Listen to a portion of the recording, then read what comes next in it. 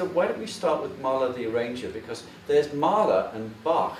Yes. And yes. I would never have associated Mahler with the music of Bach. Yes. First of all, I was desperately wanted to be part of this wonderful Mahler festival. So we did too. So I did a little research, and I knew, of course, a lot of connections, the obvious connections, and I knew and had performed the Schubert Death in the Maiden, which was arranged by Mahler, which was a score that was sitting in his daughter's papers and was discovered in the 80s. In the 1980s. I didn't know that. Yes, and it was very clearly annotated as to instrumentation and articulation and dynamics. And it's very different to the string quartet. It is very different. Yes, he took kind of free rein in rearranging and things. He once wrote that he felt Schubert's melodies needed adornment, that they were so simple.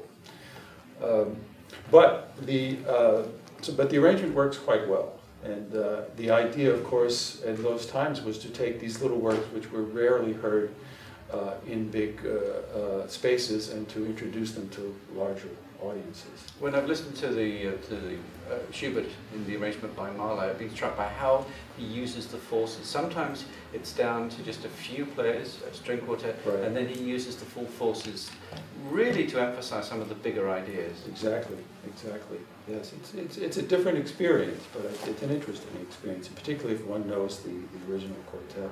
Mahler did love the music of Bach, and I think was frustrated with the Philharmonic that he couldn't do any of it. So he made an arrangement of from two of the suites, the second orchestral suite and the third orchestral suite. He took 3 movements from the second, 2 movements from the third, and made them into a suite, which he arranged. He had Wurlitzer build a huge harpsichord for him to play during these performances, and he also included an organ. And who gave the performances? Which orchestra? The New York Philharmonic, New York Phil. with Mahler at the harpsichord. Wow. I'm thinking Stokowski at this point. Is that what we're talking about? No. Mahler at the harpsichord, 1910, 1911, his last year in New York. They performed it 10 times. He loved it. He loved Bach, and he loved to be able to perform it. He had a huge orchestra. He would double the flutes in the second orchestral suite. He even suggested if they're not strong enough to add some clarinets. And he has an organ part that he realized.